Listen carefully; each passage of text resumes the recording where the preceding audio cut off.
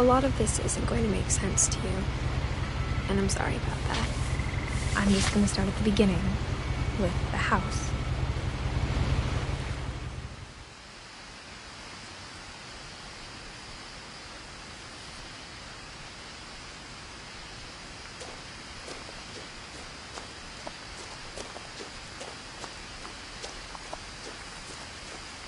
I lived here until I was 11, but I wasn't allowed inside half the rooms.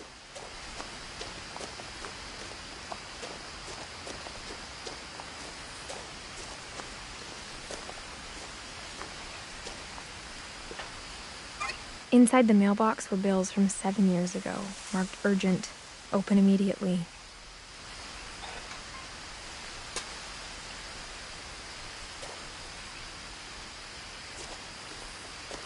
I hadn't been back since my brother Lewis's funeral.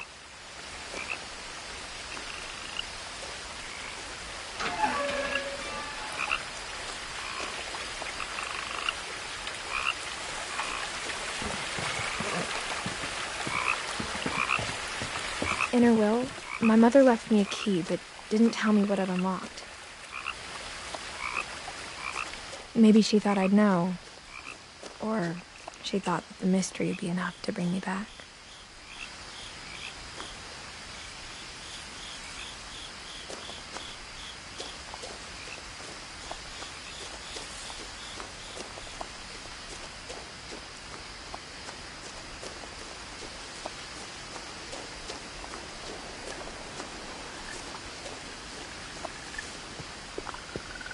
The truth is, even after I inherited the house, I never thought I'd come back to it.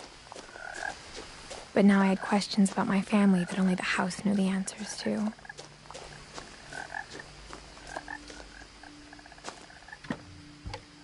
The woods around the house have always been uncomfortably silent, as if they're about to say something but never do.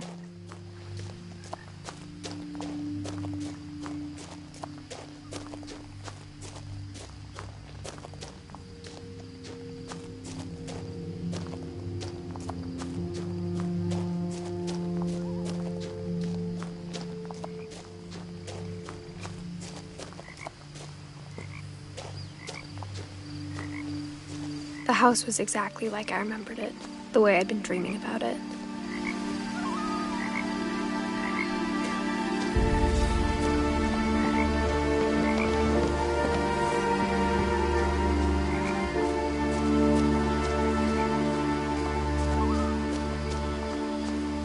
I asked Edie once about the dragon in the pond. She said it had killed her husband.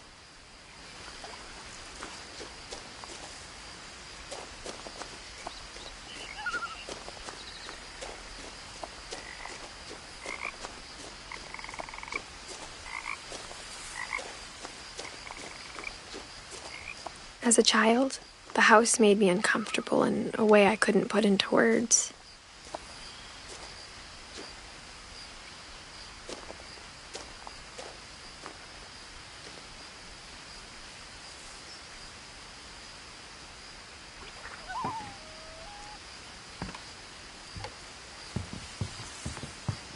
Now, as a 17-year-old, I knew exactly what those words were. I was afraid of the house.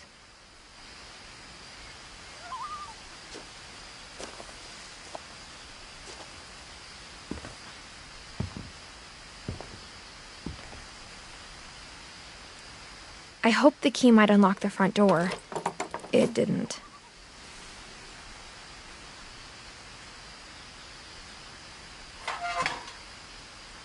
Looking in, I felt like the house itself had been waiting for me.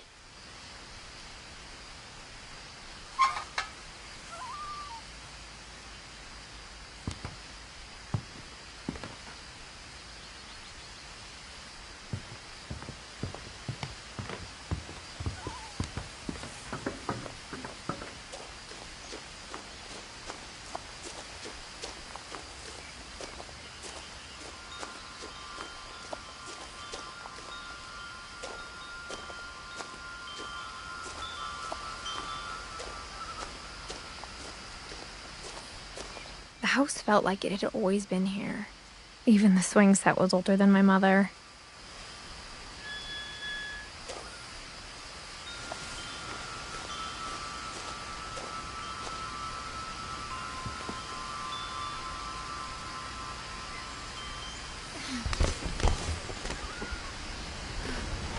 Crawling through the doggy door used to be a lot easier when I was 11.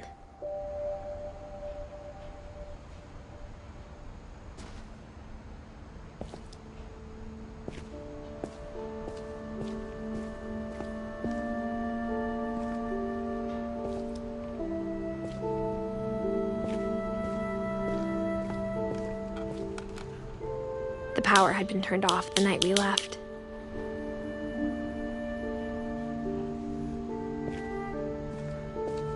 For the first time in years, I felt like I was home.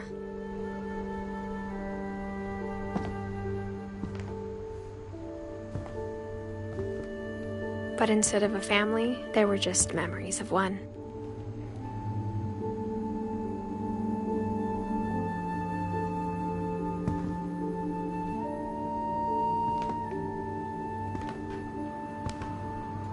Like how only one restaurant would deliver to our house, so we had Chinese a lot.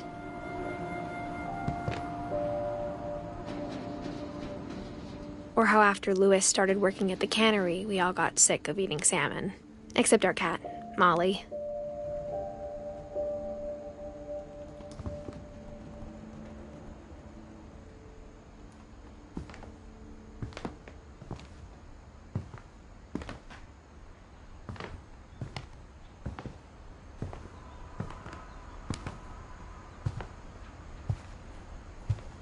The table was still a wreck from the night we left.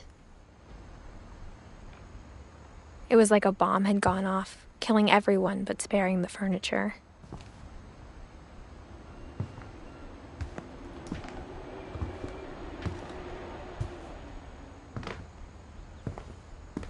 My mom was the only one of us who could imagine Great-Grandma Edie living in a nursing home.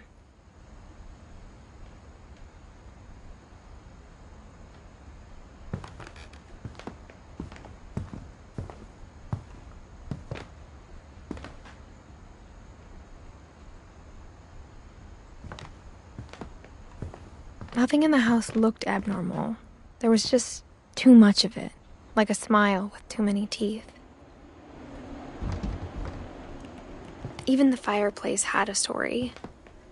Edie told me the bricks came from the original house, after it sank.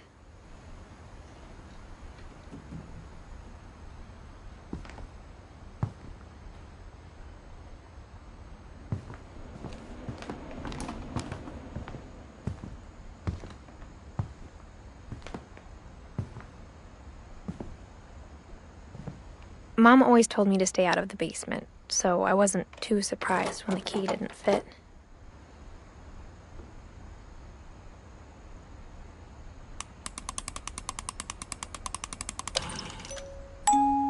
Great-Grandpa Sven built a music box for Barbara, along with the rest of the house.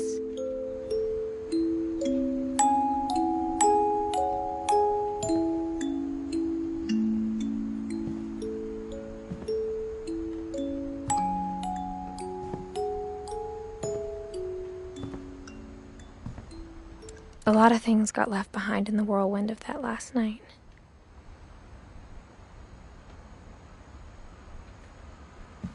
My mom wasn't much of an optimist, but she never stopped believing that my brother Milton was alive.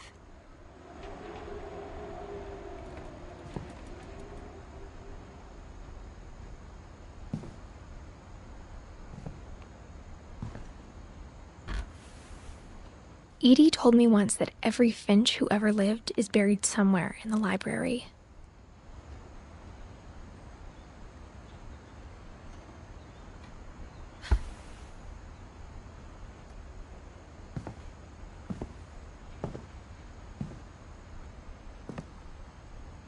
After Milton disappeared, Mom sealed up all the bedrooms. Then Edie retaliated and drilled peepholes.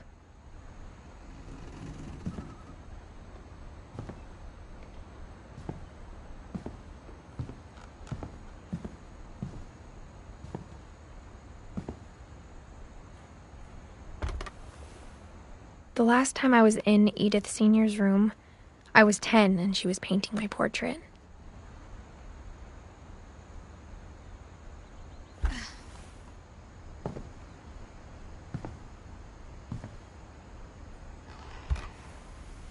As a kid, I just assumed every house had peepholes and sealed rooms you weren't allowed inside of.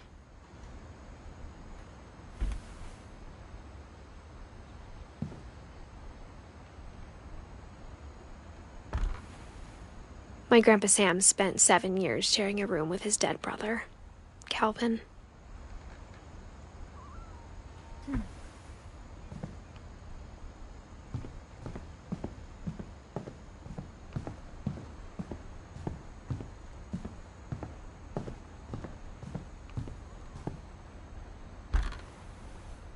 Molly always seemed like a girl I could imagine being friends with, if she hadn't died in 1947.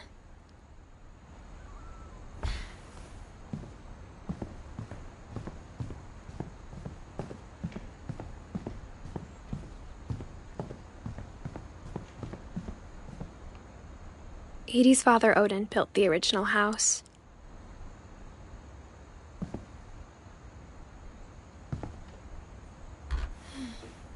Barbara was a child star for 2 years, until America grew out of it.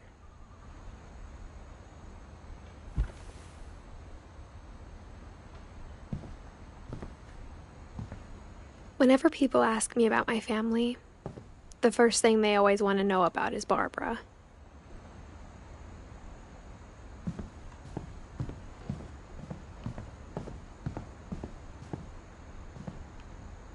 I spent a lot of time playing in Great Uncle Walter's room.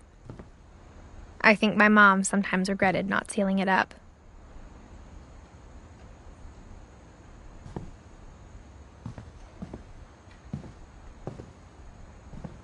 Lewis told me there were secret passages, but I never believed him.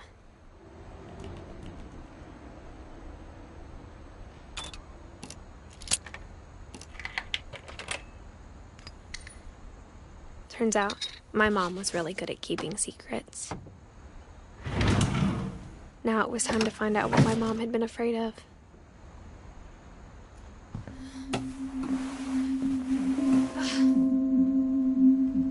From the paintings on the wall, it was clear my brother Milton had been here before me.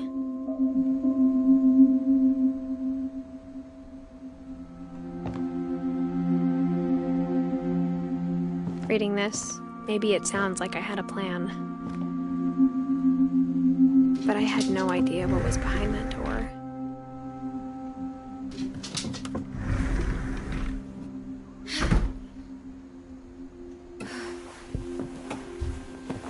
Just like I had no idea where all this was gonna lead.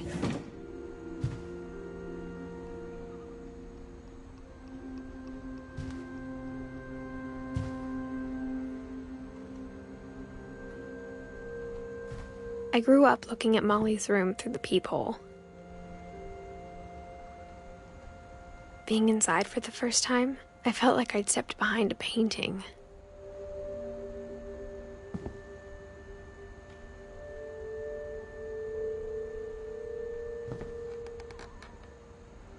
Molly's gerbil had a tiny bedroom with its own even tinier gerbil cage.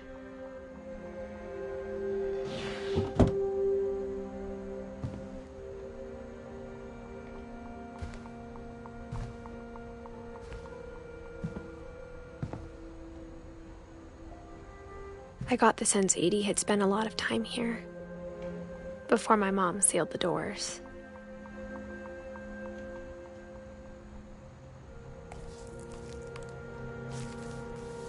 December 13th, 1947. Dear Diary, I'll be gone soon, but I wanted to tell somebody about what's gonna happen. It started when Mom sent me to bed without dinner. I woke up and I was starving, so I looked around for something to eat.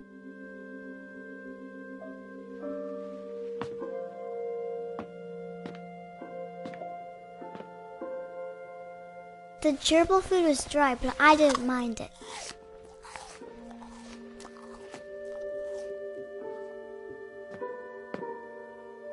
My Halloween candy was all gone.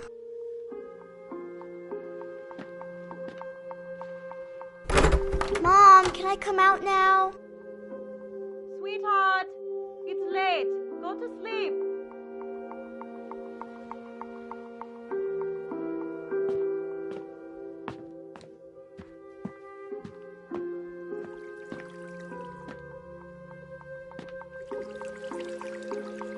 I thought about eating Christopher, but I held back.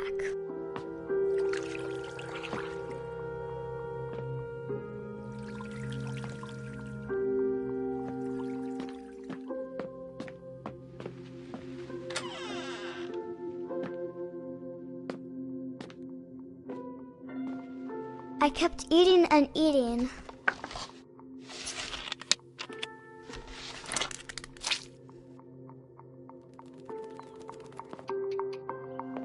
I ate a lot of things that night.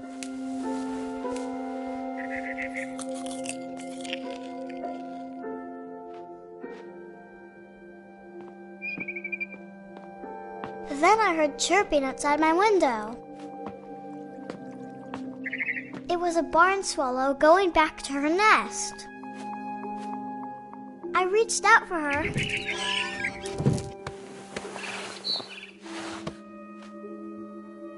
And suddenly, I was a cat.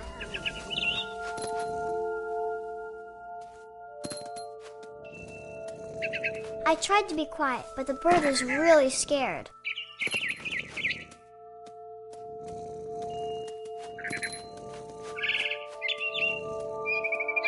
Mom and Dad didn't even look at me.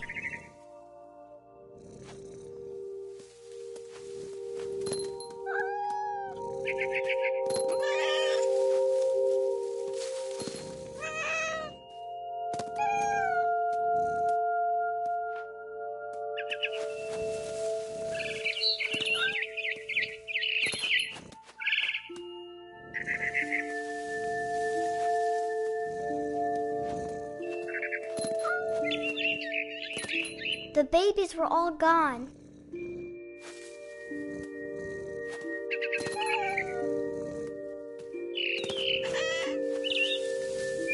I jumped and I almost got her.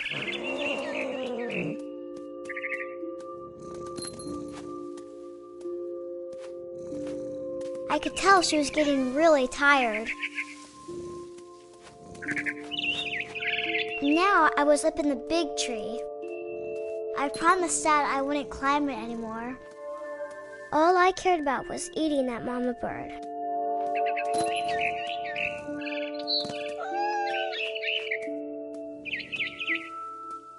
I gobbled her up. And suddenly, I was an owl. First, all I heard was the wind. Then I heard little teeth nibbling in the grass.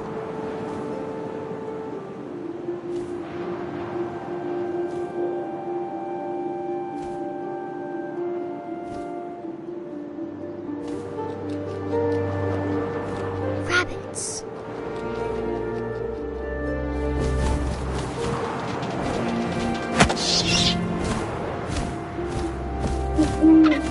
I imagined his face looking up and seeing mine through my talons. I swallowed him up, and I didn't chew one bit. Then I flew off to find something bigger.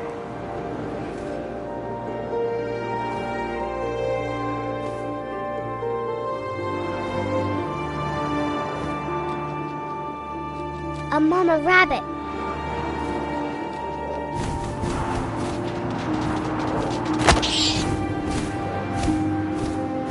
She was almost too big to carry.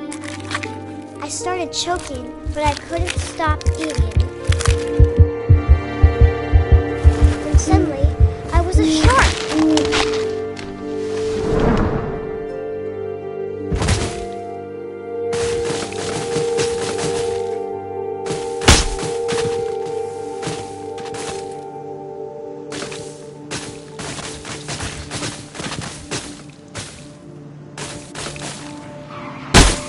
I rolled off a cliff and into the ocean. Now, I was hungrier than ever.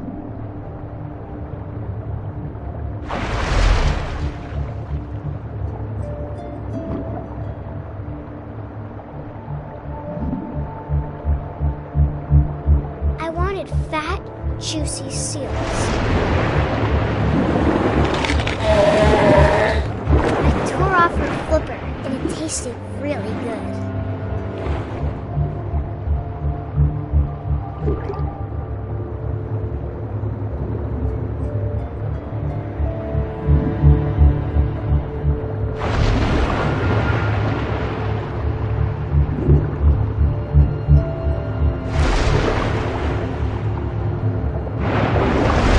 Grabbed on tight. When I was so hungry, I jumped out of the water. When I opened my eyes, everything had changed.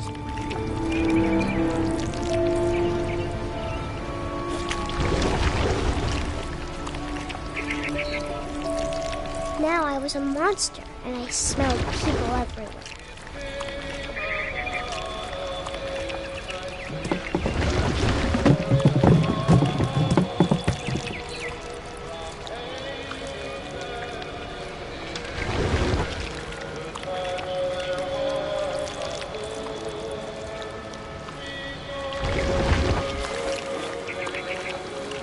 I was big, but I moved real quiet.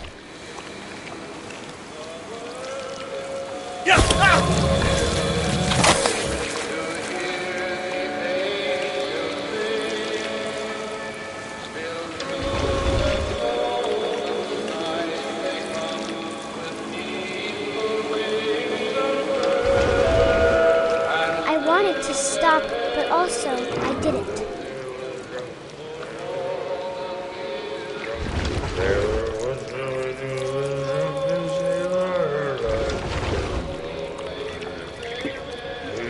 Belly with a rusty, belly with a rusty.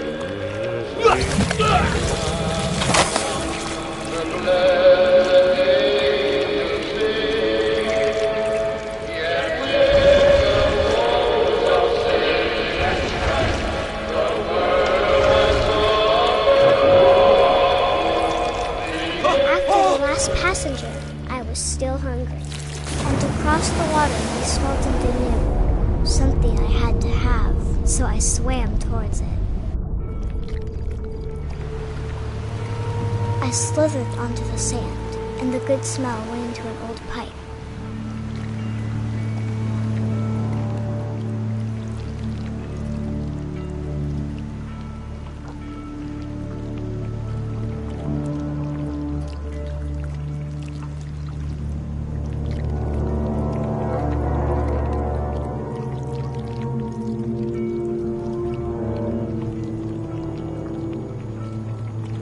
I got closer and closer.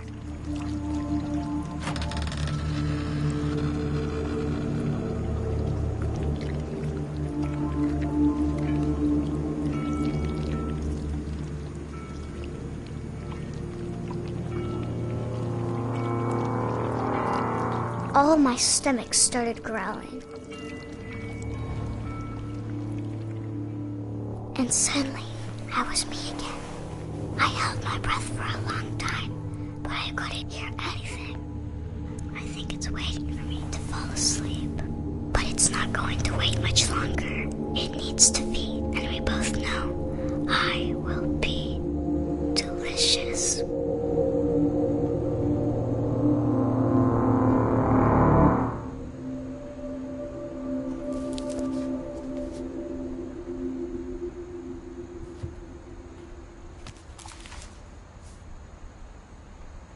I'm not sure if I believed all of that, but I'm sure Edie would have.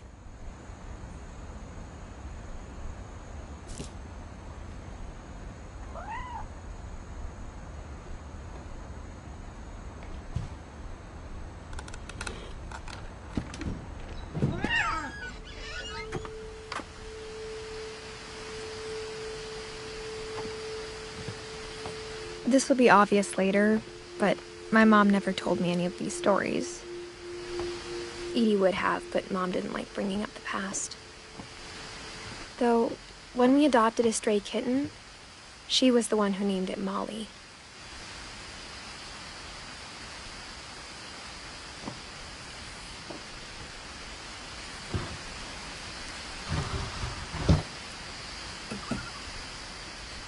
I spent a lot of time in Great-Grandma Edie's room.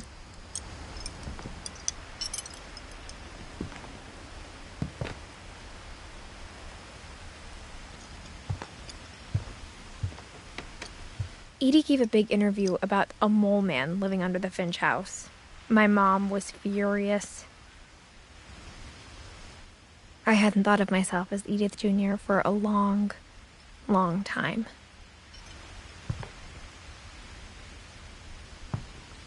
One summer, they evacuated the island, but Edie refused to go. For a few weeks, she was a celebrity.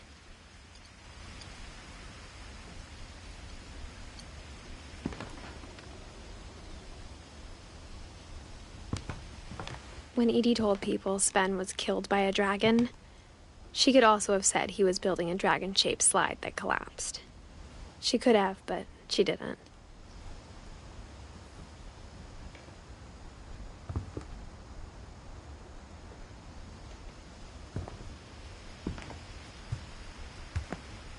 Edie knit me a new pair of gloves every year, just in time to replace the old ones. Louis died a week before we left, but Edie had already started to memorialize him.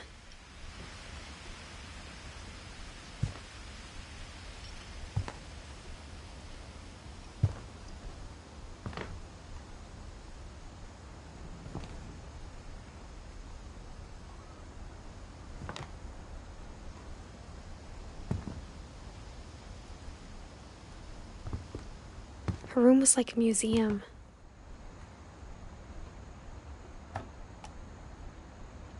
For 500 years, the Finches have been famous throughout Norway for their fortune and misfortune. Odin Finch buries the latest victims of the family curse, his wife Ingeborg and their newborn son, Johan. On January 7th, 1937, he set sail with his family and his house, hoping to leave the curse behind. But 40-foot waves off the coast of Washington send the house and Odin to the bottom of the sea. Odin's daughter Edie, with husband Sven and baby Molly, step ashore on their new home, Orcas Island. Odin Finch is the first to be buried in the new family cemetery. His daughter Edie is already dreaming of a new Finch house.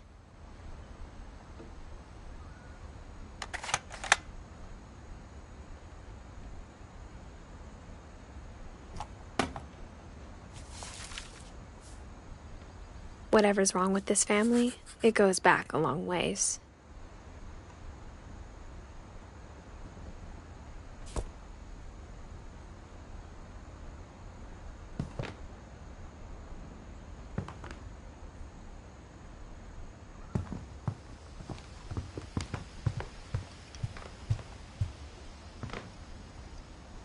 Even in her 90s, sometimes Edie seemed a lot younger than my mother.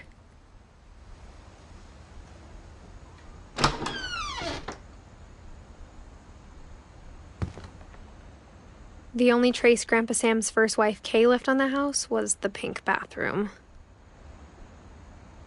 It was a pretty big trace.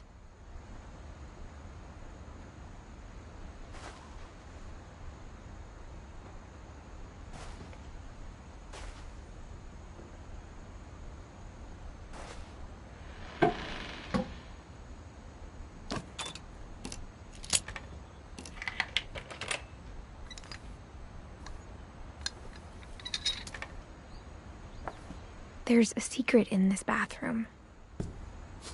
It's in the last place you would look. It isn't in the cupboard. It's hidden in this book.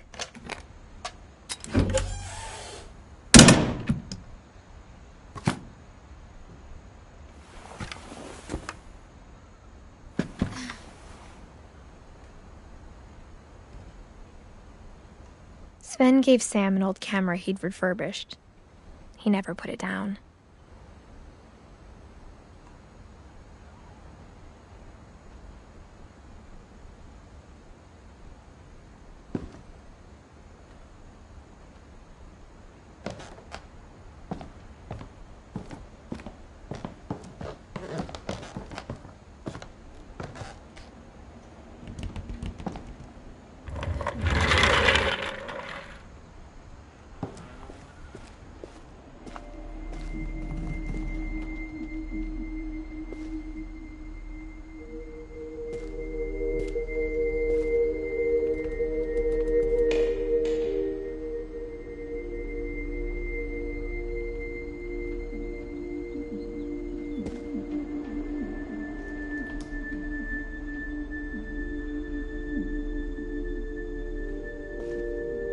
I knew Grandpa Sam had a twin.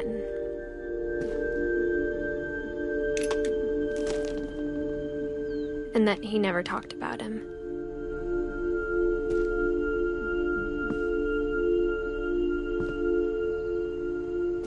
I guess my grandpa didn't like history any more than my mom did.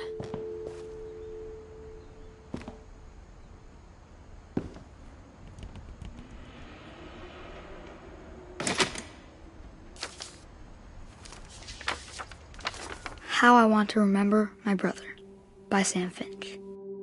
The thing I remember is that when he made up his mind, that was it.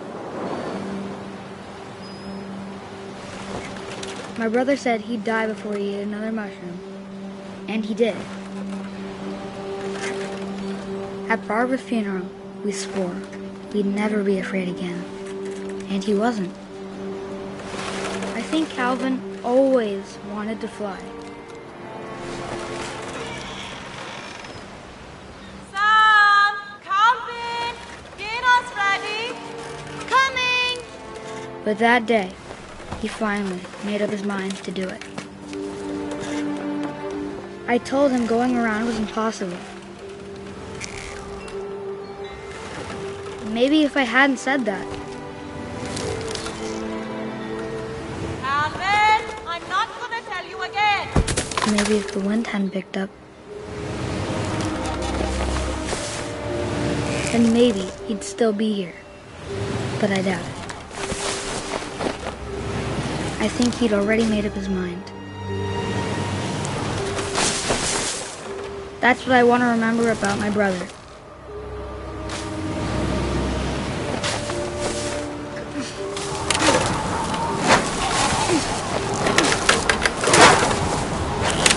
The day he made up his mind to fly. And he did.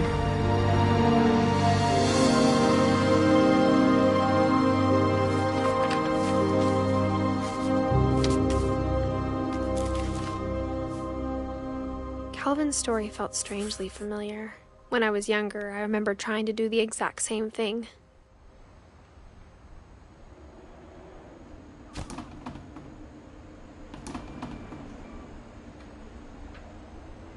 After the funeral, Edie roped off Calvin's half of the room.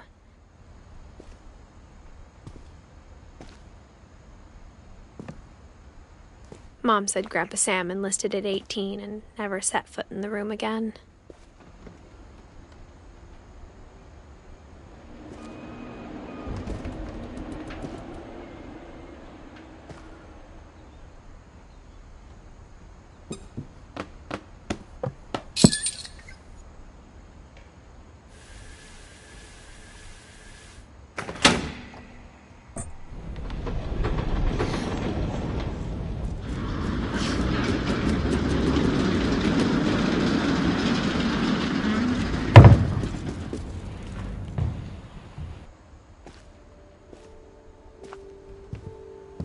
The passages were a pretty tight fit. They'd obviously been built for smaller hands and bellies.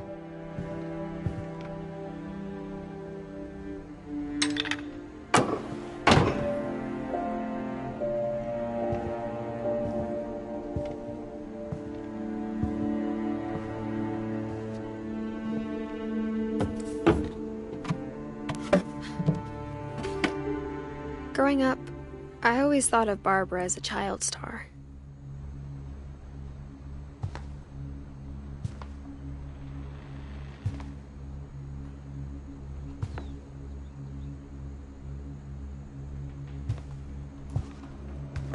I never thought about how hard it must have been for her afterwards.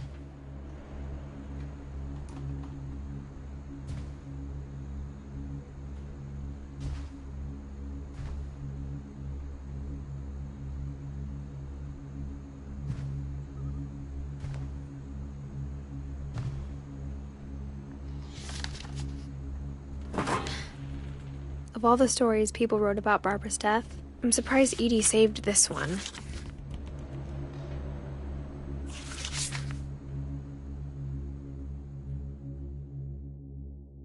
Old Jack here with another ghastly tale inspired by America's most unfortunate family. I'm calling it the surprise ending of Barbara Finch. As a child star, Barbara was famous for her scream.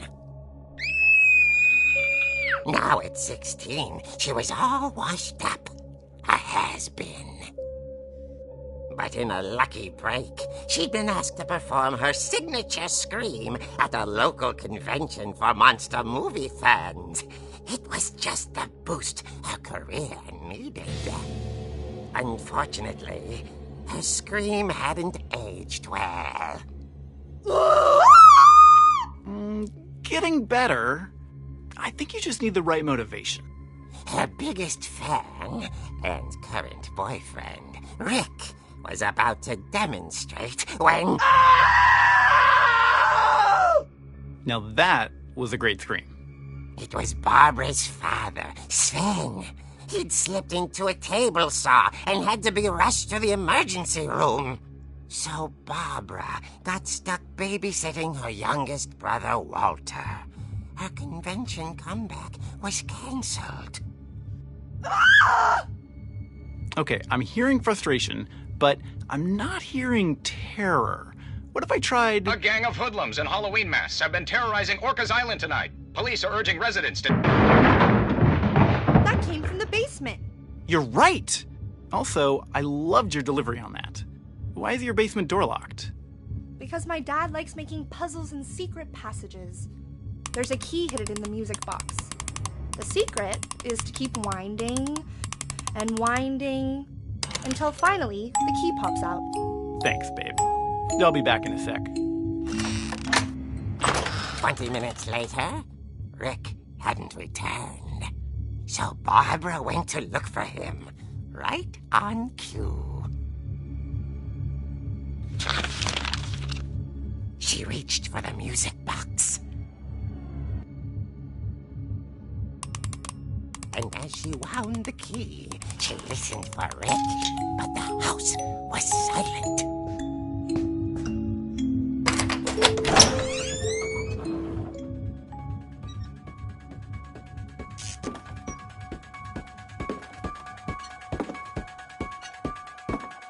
She found Rick's crutch and imagined the worst.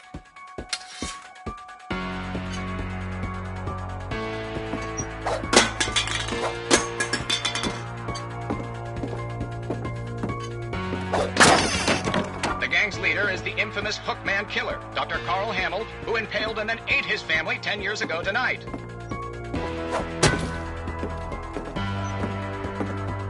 The old fridge rattled and grew still.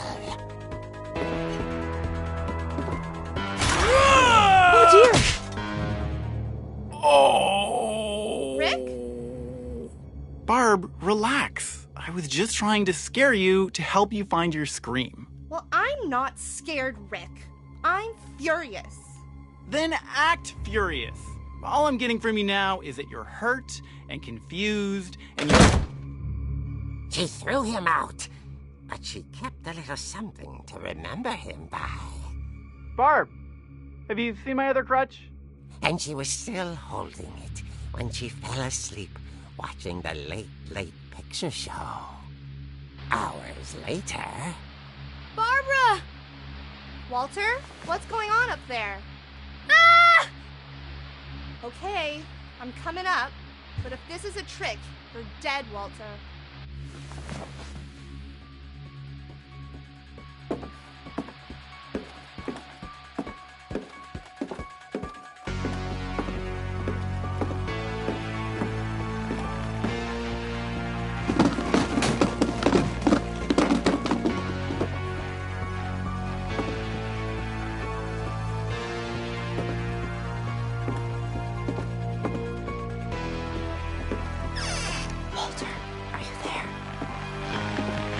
Walter had vanished, but his bedside radio was still on.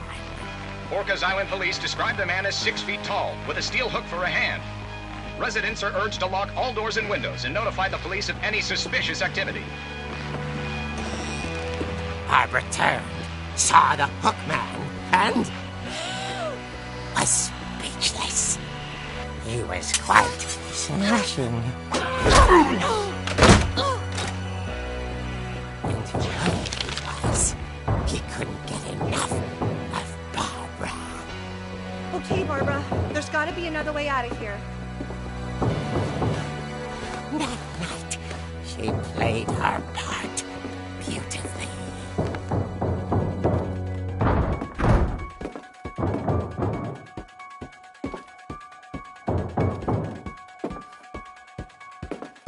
Molly's door hadn't been opened in years. The hinges groaned.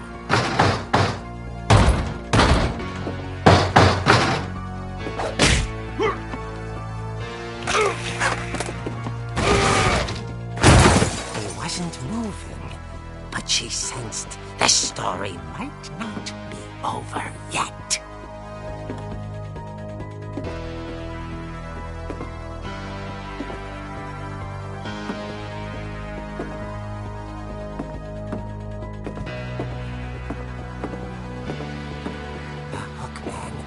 Vanished. She listened for his breathing, but all she heard was...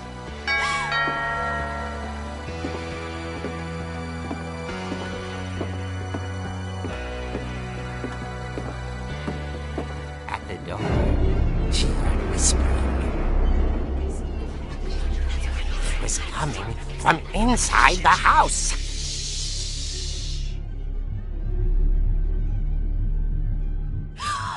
Oh dear.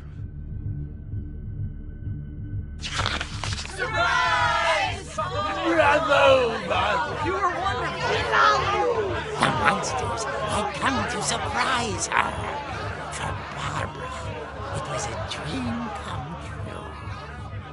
Then she saw what kind of monsters they were, and she realized what was about to happen.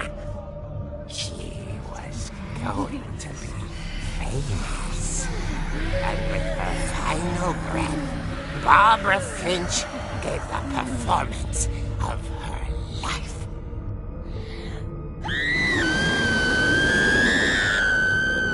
I wasn't there myself, but I hear Barbara was magnificent. Poor girl. She had a taste for stardom. But unfortunately, so did her fans. Of course, the police blamed it all on poor Rick, who disappeared the same night. And little Walter, hiding under his bed the whole time. He took it all pretty hard, but that's another story. As for Barbara, tucked inside the music box is all they ever found of her. Her ear. Now that's what I call a real eerie tale.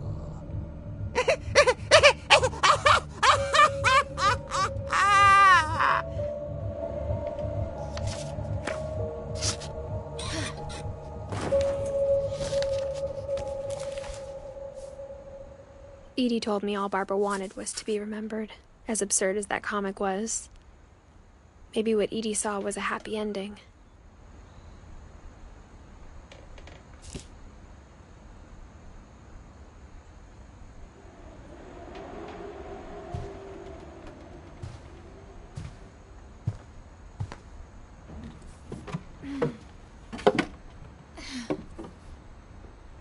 I guess now I know why Mom didn't like me playing with the music box.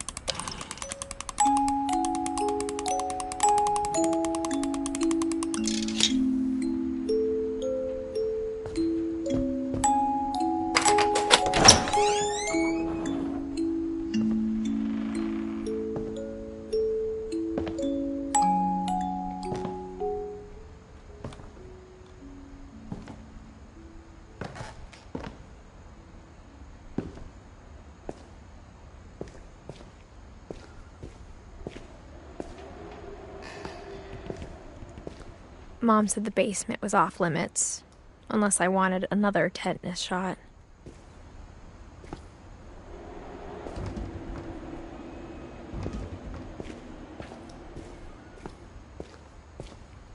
I saw Edie sneak down to the basement once, carrying packages.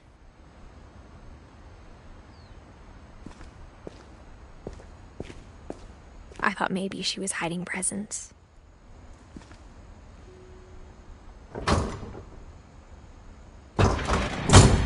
It turned out she was hiding a lot more than that.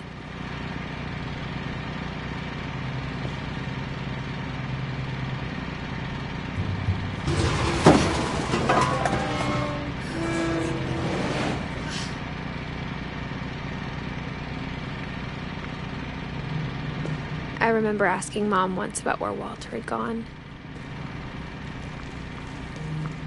She said after Barbara died, he got as far away as he could.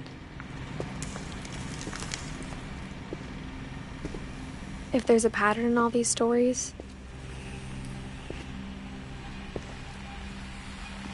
I think it's that none of us has gotten very far.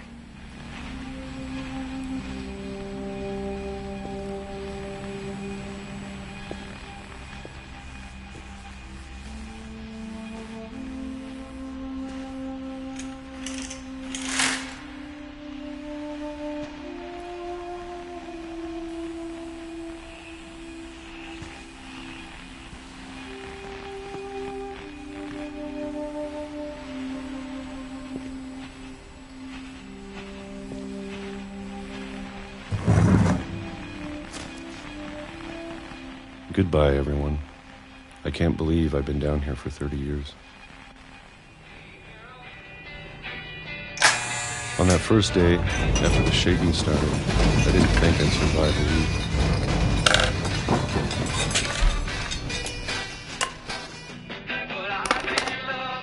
But after a few days, I settled into a routine.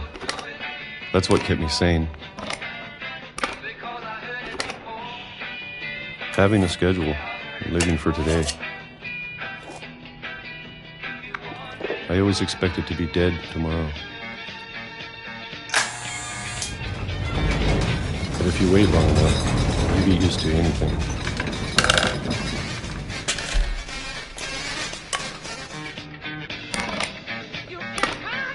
Even a monster on the other side of a door starts to feel normal.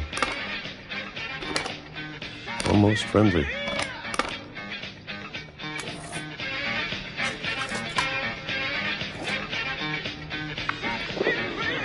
And then one day, everything just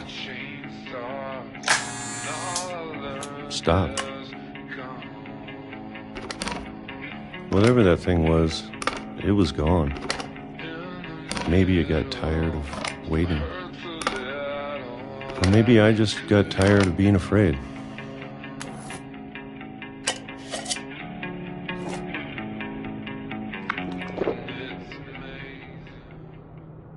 It's been a week now, the longest in 30 years. I'm done waiting. I have to leave while I still can.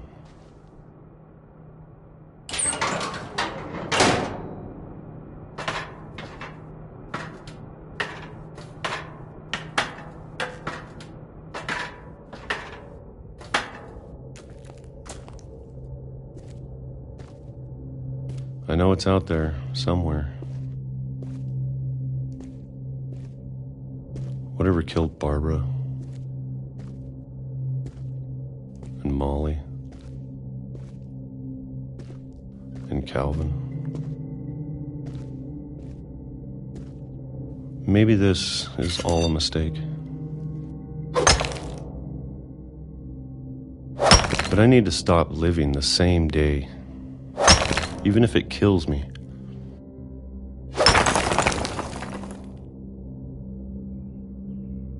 Whatever's out there, I want you to know I'm ready for it.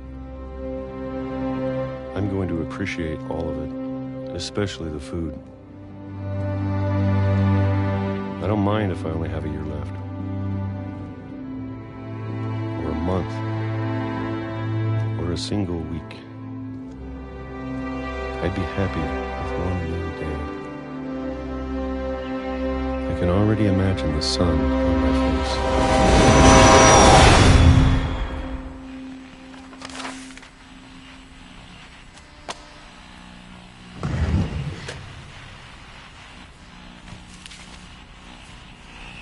Walter died when I was 6. I can't believe my mom never told me he was down here.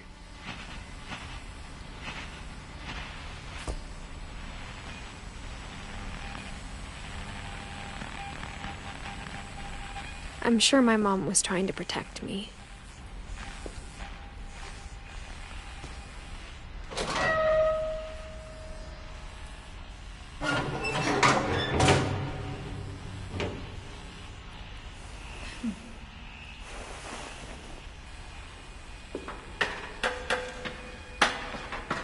Maybe she was afraid I'd end up like Walter.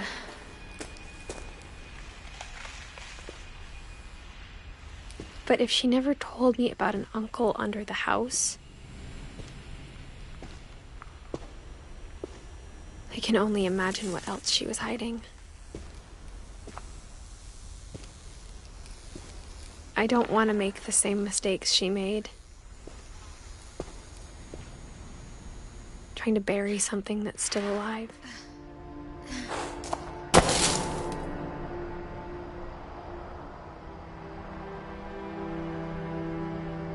Now that there's only one of us left, or maybe 2, I thought it was time I heard the stories for myself and found out what happened to everyone else. But now I'm worried the stories themselves might be the problem. Maybe we believed so much in a family curse, we made it real.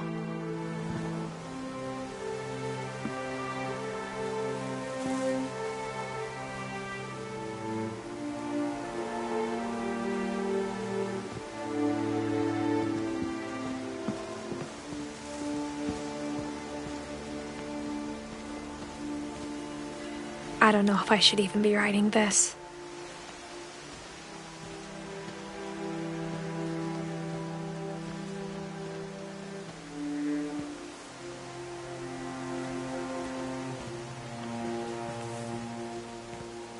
Maybe it'd be better if all this just died with me.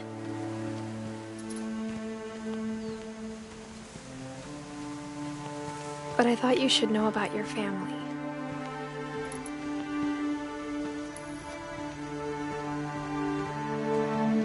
And the history you're a part of.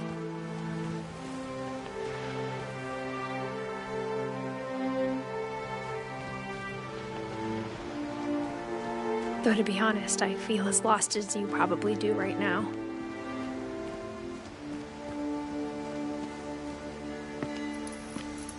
I think the people in these stories believed them, for what that's worth.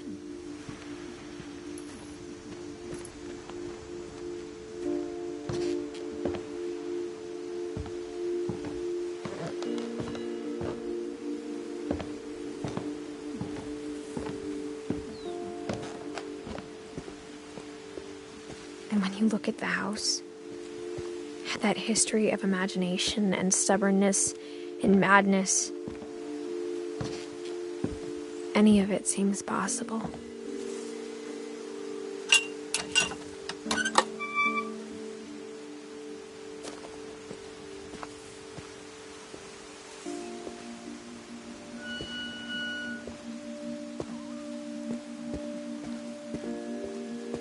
I think we've been surrounded by death for so long, we've just gotten used to it.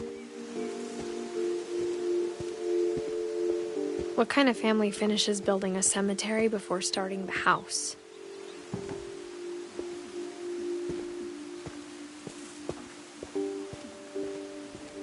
It's embarrassing for me to admit this, but the pet cemetery made me more uncomfortable than the human one. 3 of the gerbils were mine, and 2 had been my fault.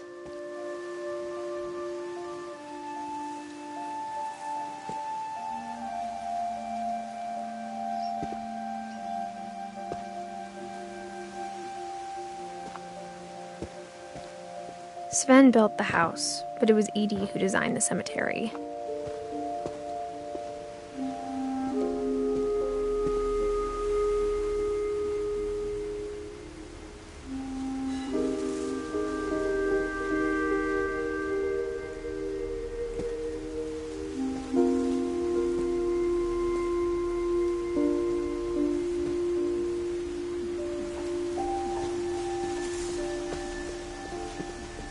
I'm sure Odin's monument had been Edie's idea. My mom was always trying to move on, but for Edie, the past never went away.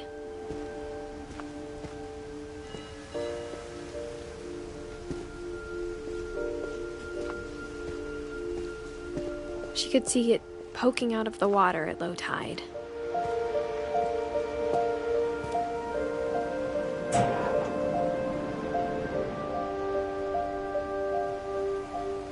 Edie said she dreamed about the old house every night.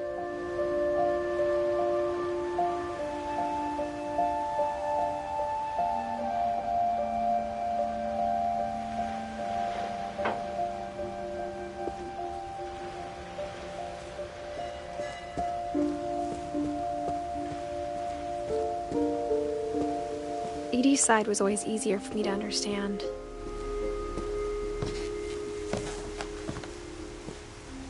But the older I get, the more I can see where my mom was coming from. Her dad had been pretty strict, but it wasn't enough to save her brothers. She was just trying to do better.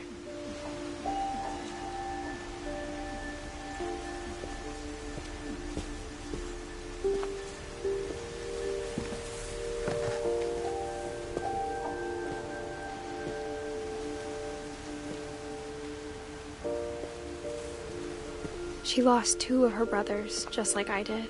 I get why she tried so hard to protect us.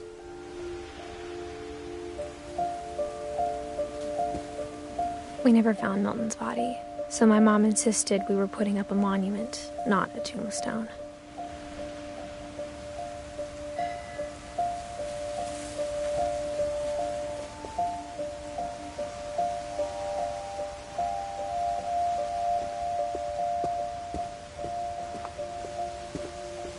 There's so many things I wish I could ask my mom now.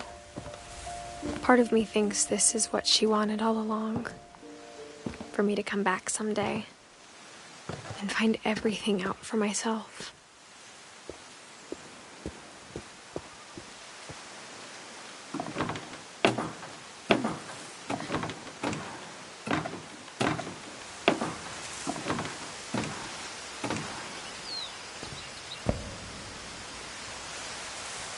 But looking back on it now,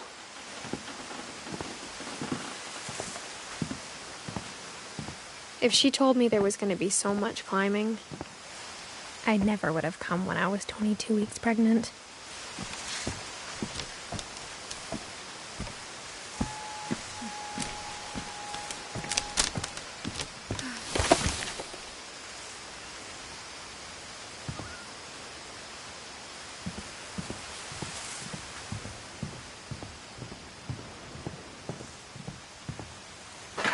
I never met Grandpa Sam, but I think he and my mom had a lot in common.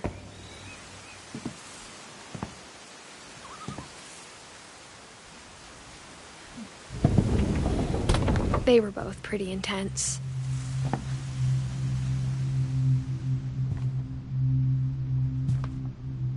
Instead of hiding from death, Sam seemed to go out of his way to meet it.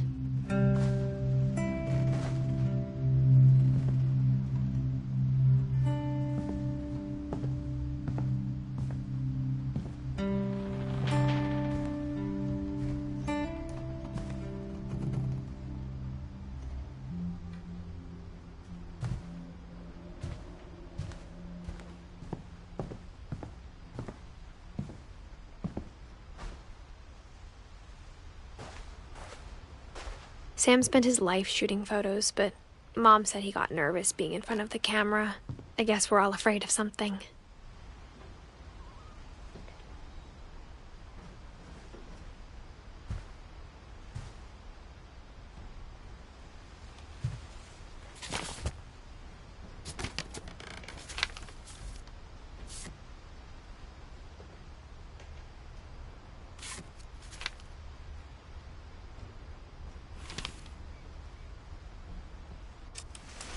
Dawn, I promise, you'll never forget this weekend. Yes, sir. These memories are gonna last a lifetime. Hmm? Am I gonna have... Perfect. It's gonna rain the whole weekend, isn't it?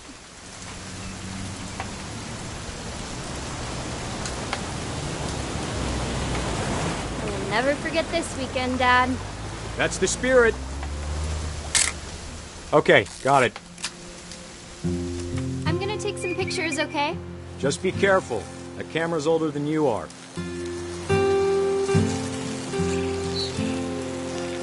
Definitely should not have drunk all that coffee.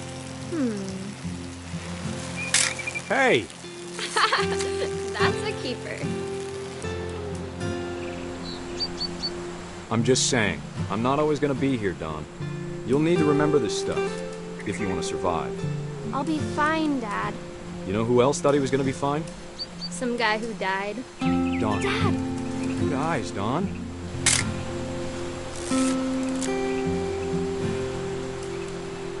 Before you take the shot, let me get a picture of him.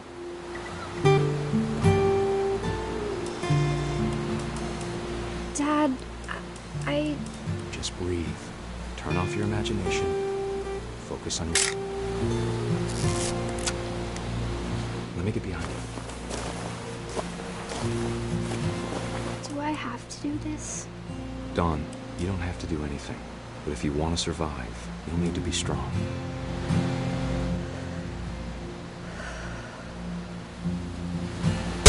Keep yourself squared up.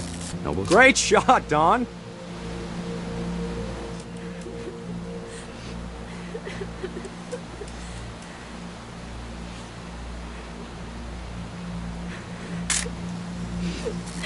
I'm proud of you, Dawn. Always remember that, okay?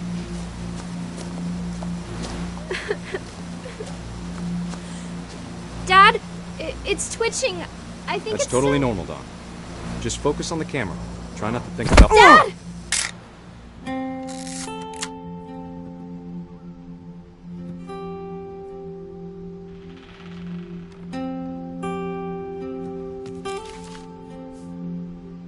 Of all these stories, that's the one I wish most that my mom had told me.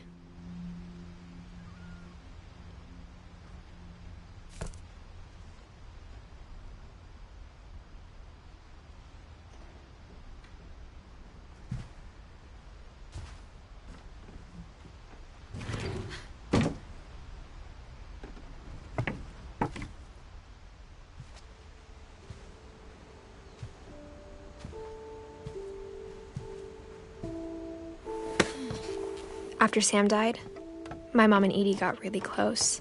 They'd both lost a lot.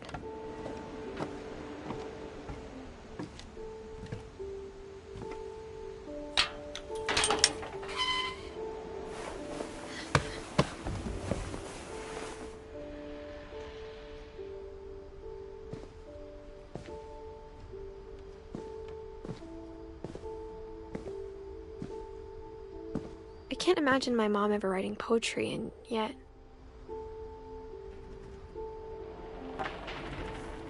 A poem for Gus, who always said the wedding was a bad idea. Our father never hit us kids, at least not very hard, before the day my brother said with teenage disregard that he'd be dead before he'd see a wedding in our yard.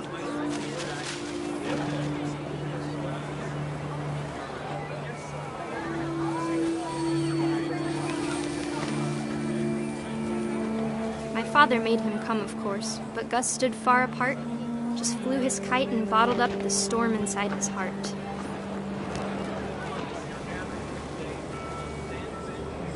I tried to talk him out of it, but though he'd never met her, "We don't need a stepmom," were the words that I now pronounce you husband and wife.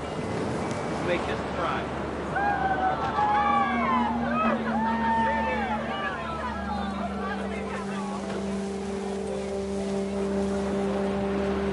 When the time for photos came, Dad ordered him to come here.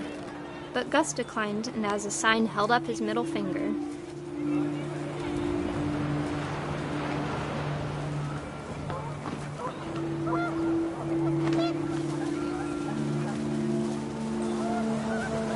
The looked up, and panicked geese appeared and quickly went.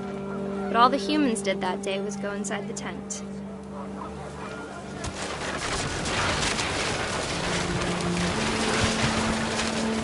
The rain came down in buckets then, but no one seemed afraid that nature might destroy the tent our dad had crudely made.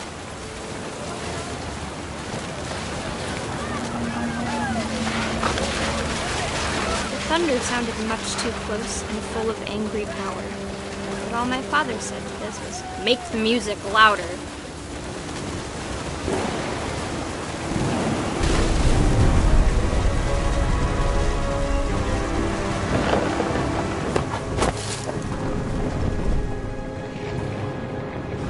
I wish that I could truly say I thought about you on that day. Out there on the beach alone, just you, the wind, the sea, and foam. But I didn't, until we found you.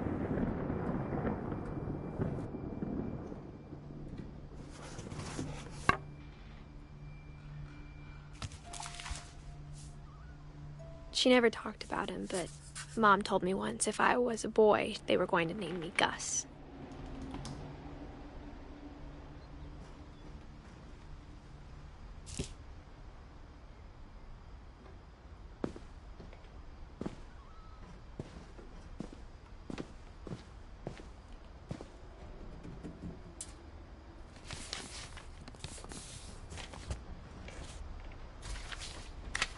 Dear Kay, do you remember the way Gregory used to laugh when he thought he was alone?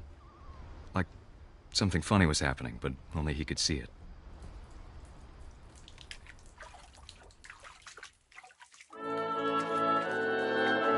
I think he saw things the rest of us don't.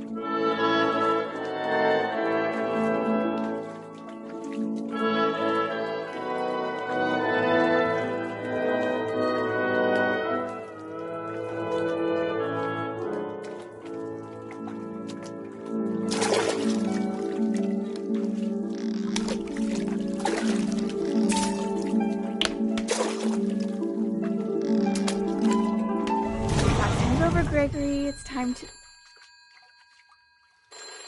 Hold on, sweetie. Hello? Sam, I told you I don't want to talk right now. I wonder what he saw. What his world was like.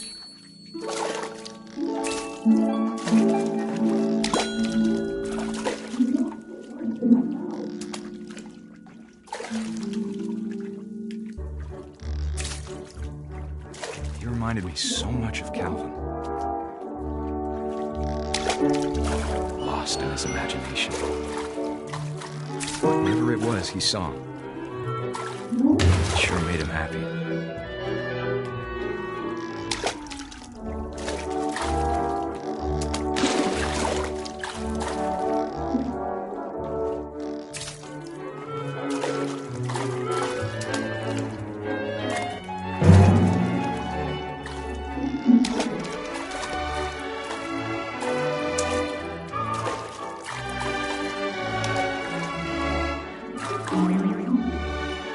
I know how silly it sounds.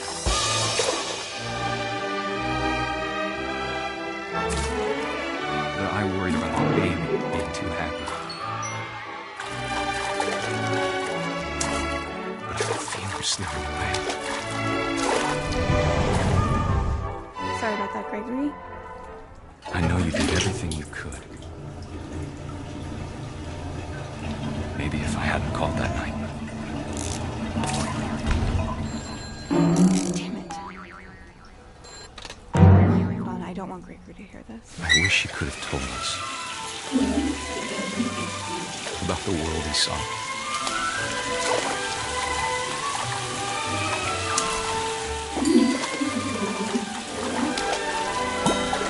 There's so much I don't understand about Gregory. About everything.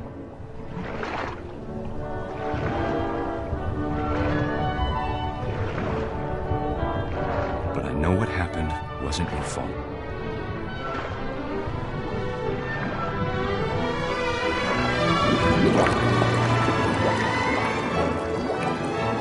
I'm sure he's happy.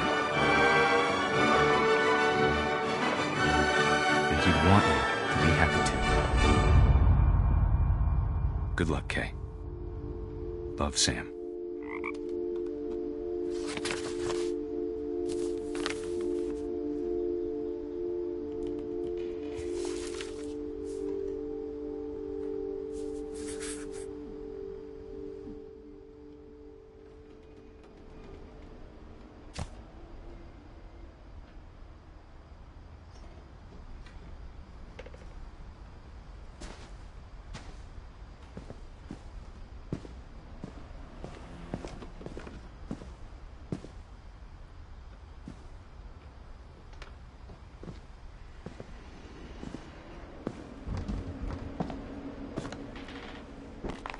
My mom moved up to the loft after her brothers died.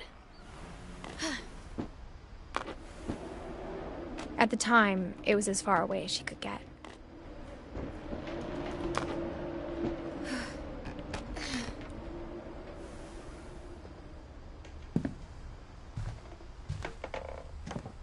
She spent a summer building houses in Calcutta, where she met my dad, Sanjay.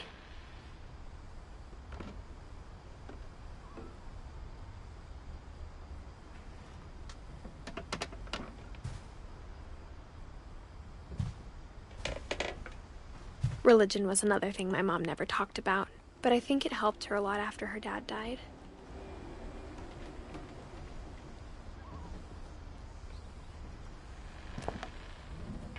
My mom moved to India a week after graduation and got a job teaching English. Louis was born a year later.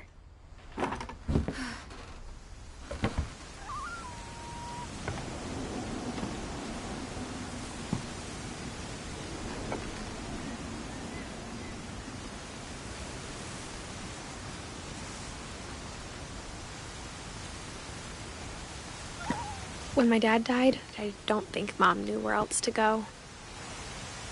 I'm sure Edie was happy to have her back.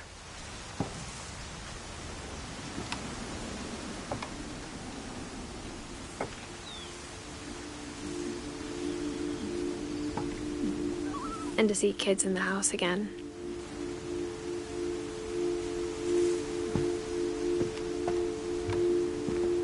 The house had to get a little bigger, but Edie was used to that.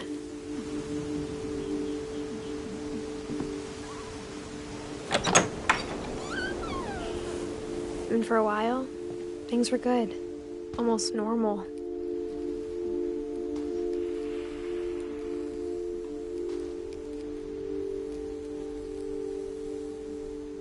But it didn't last.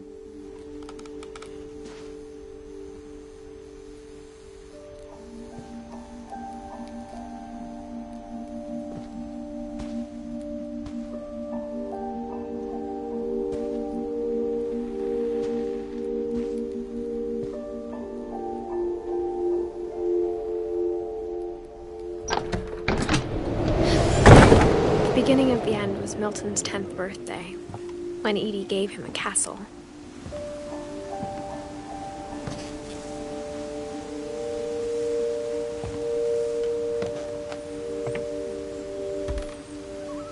After Milton disappeared, the only thing he left behind was a room full of paintings.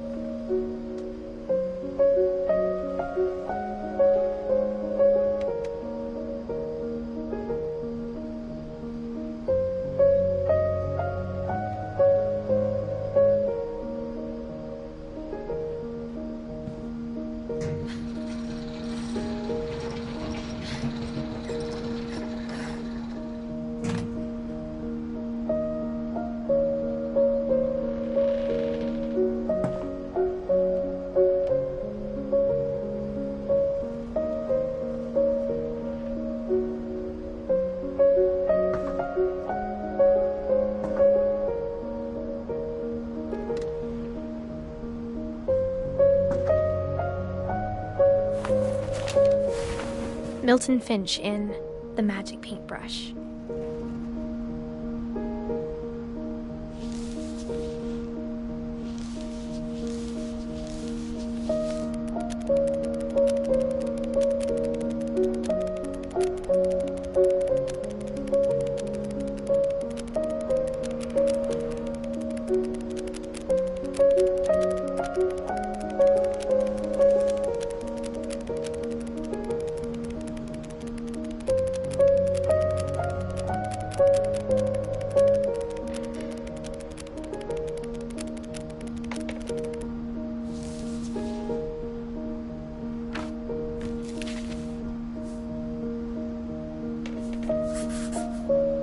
I was 4 when Milton disappeared.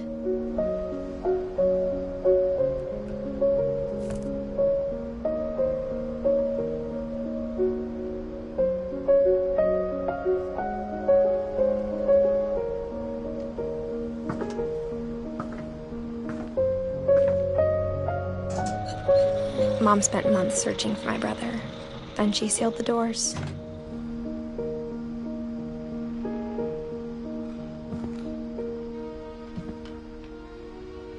Whatever Milton had found in the house, Mom didn't want it getting out.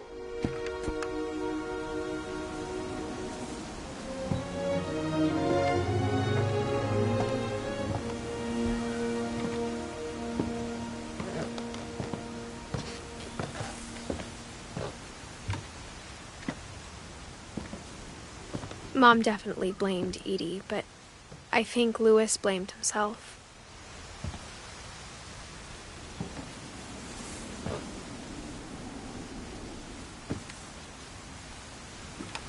After he graduated, he just spent more and more time in his room, until Mom got him a job at the cannery.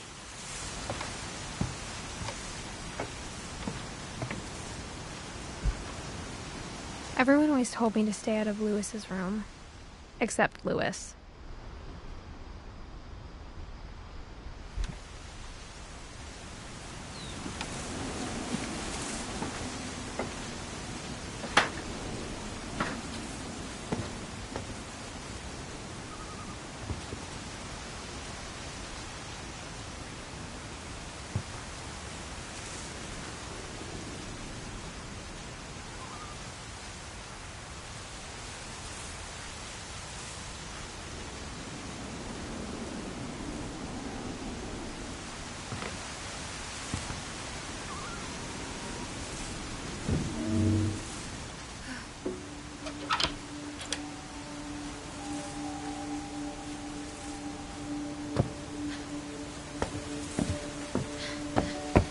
Louis's room smelled very, very familiar. That part of him lived on.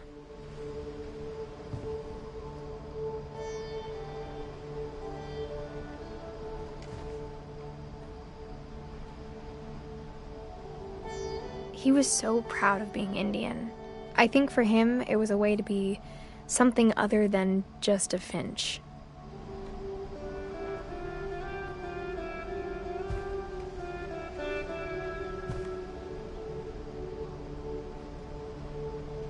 Louis and I spent a lot of time playing games together, but he was surprisingly bad at them. He died a lot.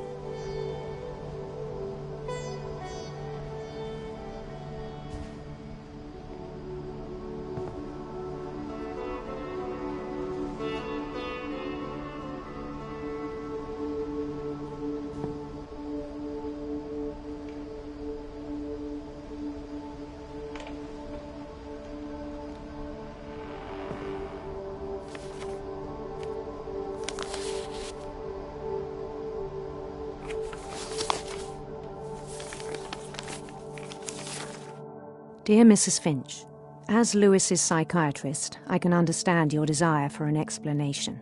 As I see it, the trouble began in January, shortly after we convinced your son to seek treatment for substance abuse. Newly sober, I believe Louis first noticed the monotony of his daily life.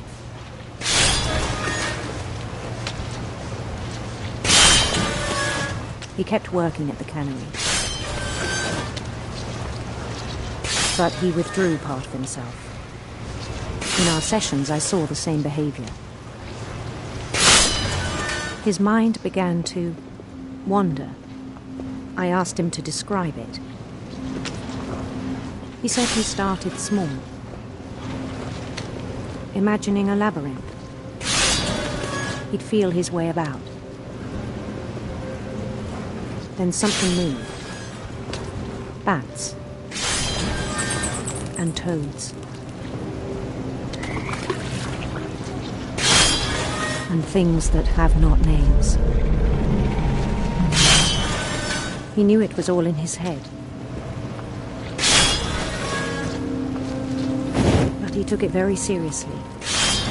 I had hoped he'd find himself.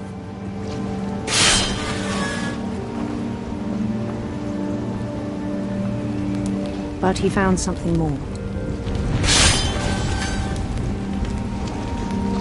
I worried about him then, daydreaming at the cannery. I spoke with his boss. But he said Lewis had become a model employee. Methodical, tireless, focused. Like a whole new Lewis. So I let him go on.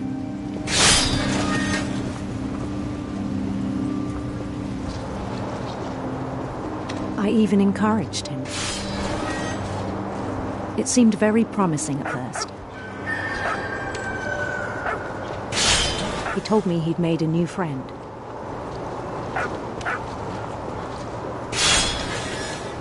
On the edge of a city he named Lewis Topia. He built the city up slowly, brick by brick. Then he made musicians.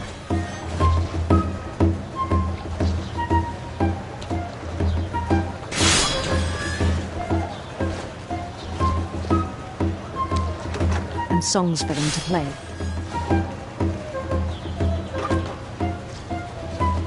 He talked about starting a band. And he was always humming something. Every day his imagination grew stronger.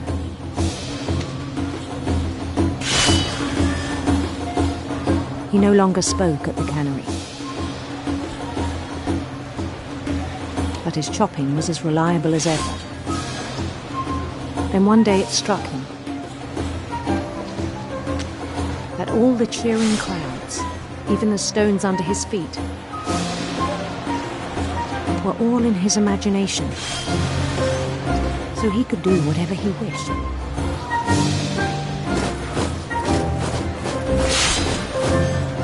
He held an election for mayor, and he won.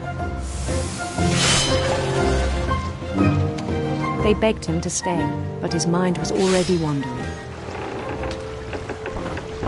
It became a game for him.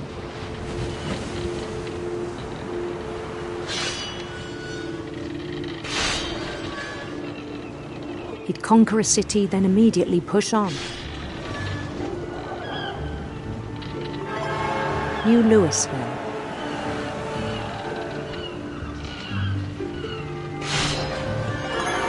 St. Louis. He started drifting away from our reality.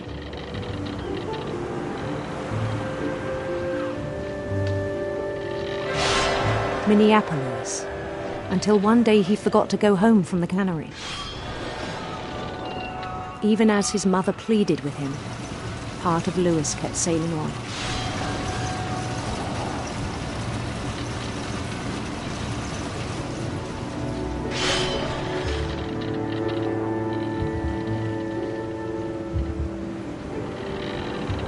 In Lewisburg, he heard rumors of a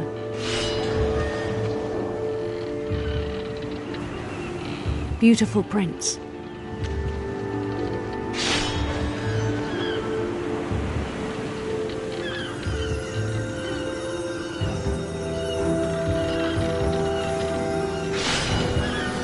The prince was on his own quest for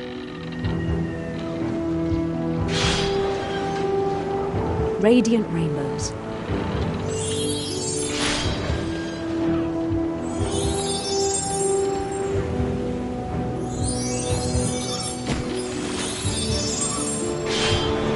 He followed the sound of his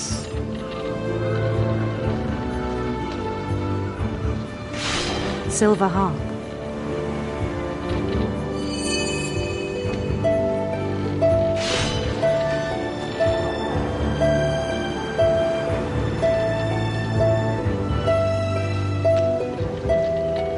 His chase led him to a golden palace east of the sun and west of the moon. Even then, his logic remained sound.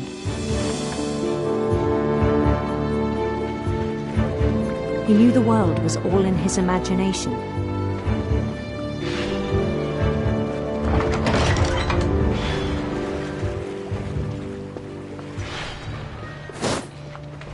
But he was so proud of having created it.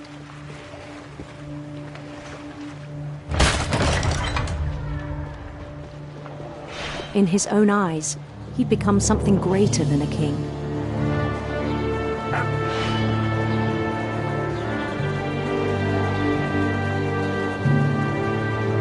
For someone who'd never known success in the real world, I think it was overwhelming. And then it struck him that the real Lewis was not the one chopping salmon, but the one climbing the steps of a golden palace.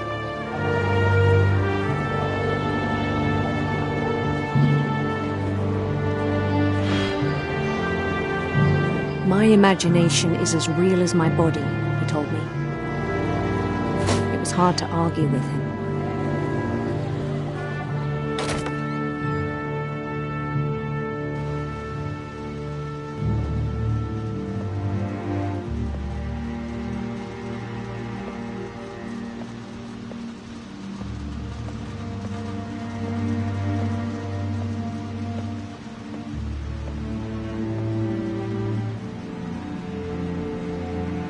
Began to forget the world we know.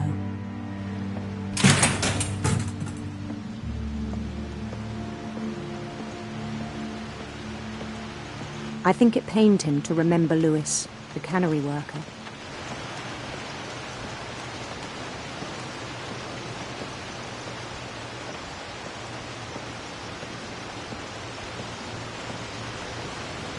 He began to despise the man with a royal contempt.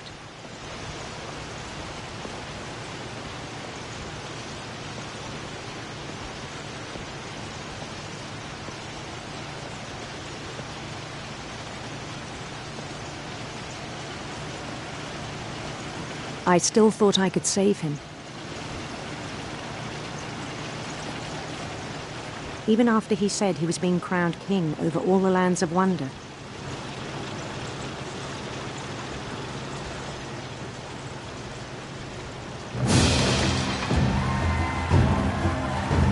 The palace would be packed with his companions.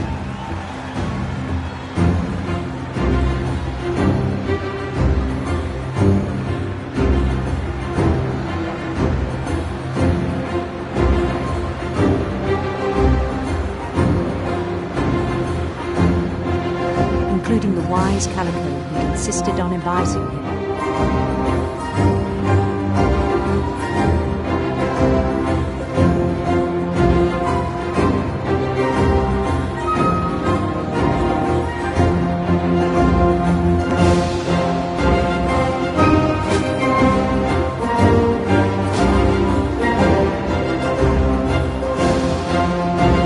His prince waited, holding his crown.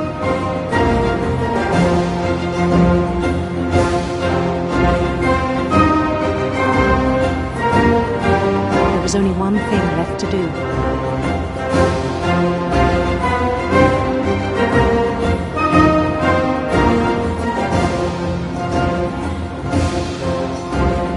Bend down his head.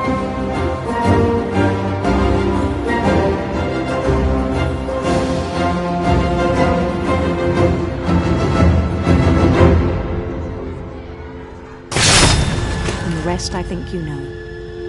Mrs. Finch, your son was a kind man who will be missed by all of us who knew him.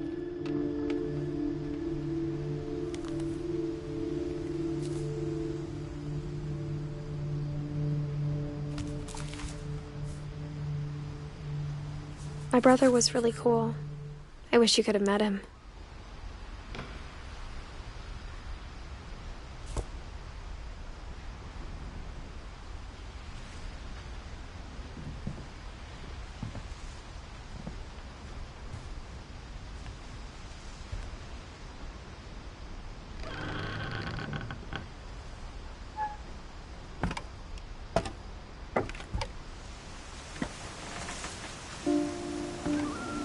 On the way back from Lewis's funeral, my mom told me to start packing. She waited until the day before we left to tell Edie. I'm not sure if she wanted to make it easier or harder.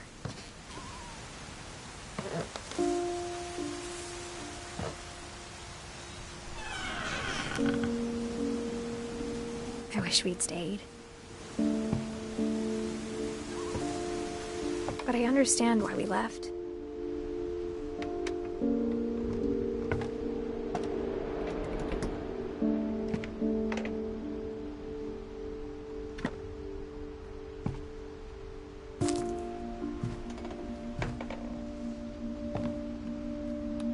My mom ended up leaving everything behind.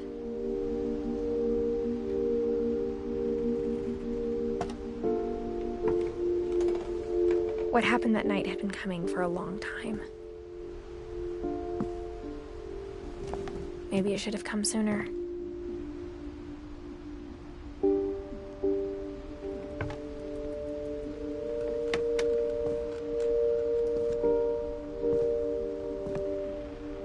But it had to end one way or another. All that's left now is to tell you about that last night.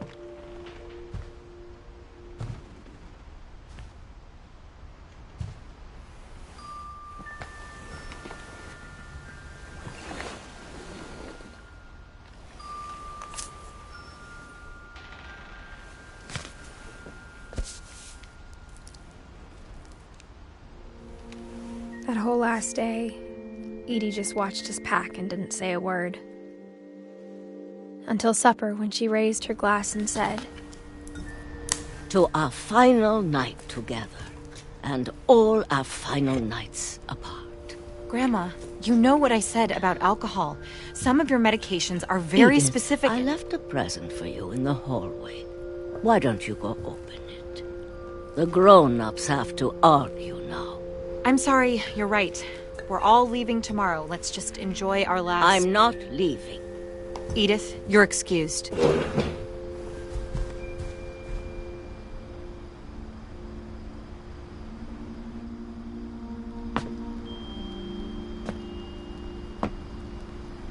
The power had been shut off that morning, but Edie always had plenty of candles.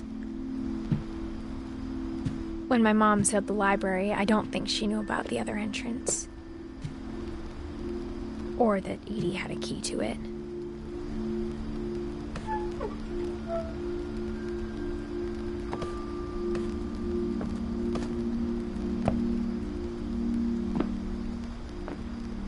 That thing you're afraid of isn't going to end when you leave the house. Edith has a right to know these stories.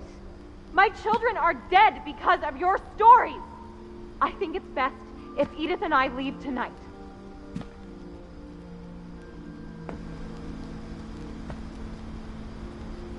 We'll have the nursing home send a van for you in the morning, okay?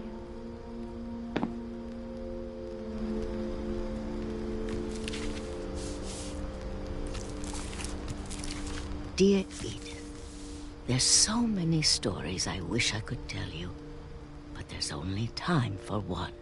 This is about what happened on the night you were born. That night, the tide went way, way out.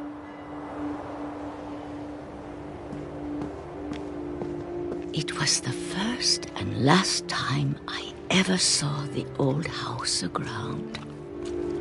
There'd been an earthquake out in the middle of the ocean. They called it the lowest tide in 1,000 years. God, it smelled awful. You know, I've seen that house every day of my life.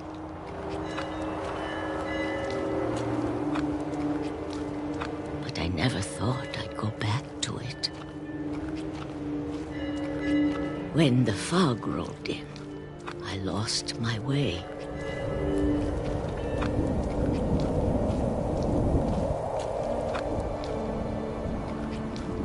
I got turned around.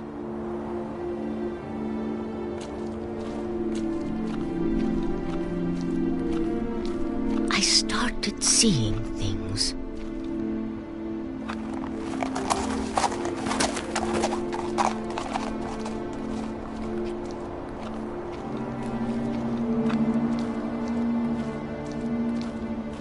Things I'd forgotten had ever existed.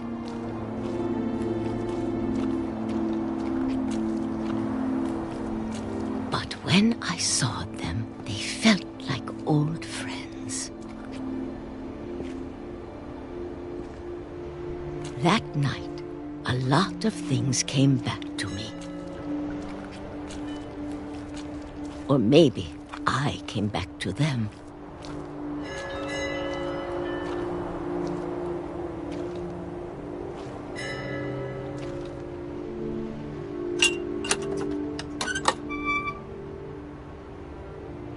Things I can't explain, but that I need you to try and... Edith, what are you doing in here? It's mine. Edith! Mom, you're gonna rip it! Let go! I kicked and screamed, but Mom dragged me to the car.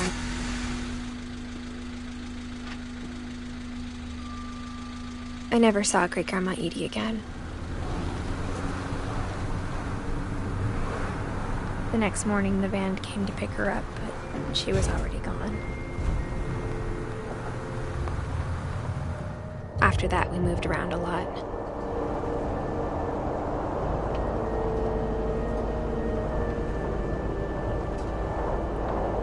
We both tried to make the best of it.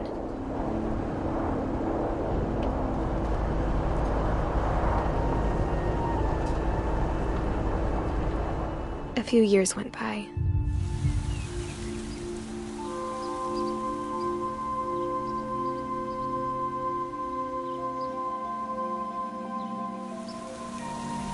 My mom didn't like to talk about it, but she started getting sick a lot. The rest happened pretty quickly.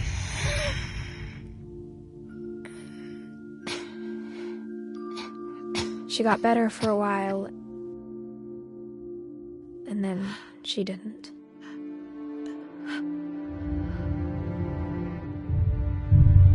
And then I was alone. The last Finch left alive.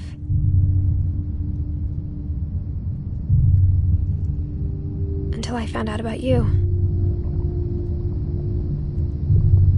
I'm still not sure what to tell you about all this. If we lived forever, maybe we'd have time to understand things. But as it is, I think the best we can do is try to open our eyes. And appreciate how strange and brief all of this is. This journal was supposed to be for you. But now I hope you'll never see it. I just want to meet you and tell you all these stories myself. But I guess if you're reading this now, things didn't work out that way.